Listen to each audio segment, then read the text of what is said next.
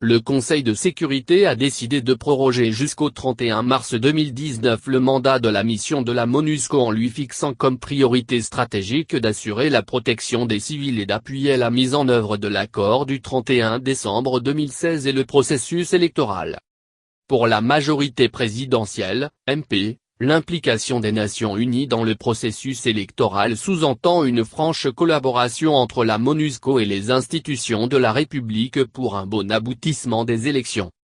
Cette résolution ne signifie pas que la MONUSCO va remplacer les institutions de la République pour l'organisation des élections et pour la protection des civils.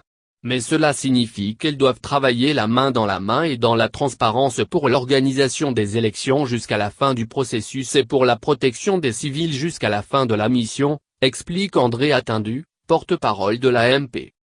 Il insiste sur le respect de la volonté souveraine du pays. Si la volonté souveraine de la République est différente des termes de la résolution, alors à ce moment-là, la coopération sera difficile, sinon impossible. Il y a un accord de siège entre la RDC et les Nations Unies. Si l'on s'en tient aux résolutions, il ne risque pas d'y avoir des malentendus entre la MONUSCO et la RDC, note M. Atindu. Pensez à la certification du processus. Pour l'opposant Christophe Lutindula, membre du G7 et du Rassemblement, cette résolution ne pourra être utile que si elle entre effectivement en application. Il estime que la nouvelle résolution a mis l'accent sur des préoccupations que l'opposition en RDC ne cesse de relayer auprès de la communauté internationale. Appuyer le processus électoral, selon lui, c'est aussi certifier les résultats des élections. Il faut se féliciter de cette résolution. Seulement la question habituelle est l'effectivité de la résolution.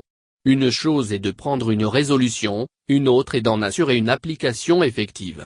Implication signifie d'abord veiller à ce que la Constitution soit respectée comme convenu, que l'accord soit effectivement appliqué, en particulier le volet des crispations politiques, la sécurisation des acteurs politiques et des candidats et pourquoi pas penser à la certification comme un témoin international impartial et objectif.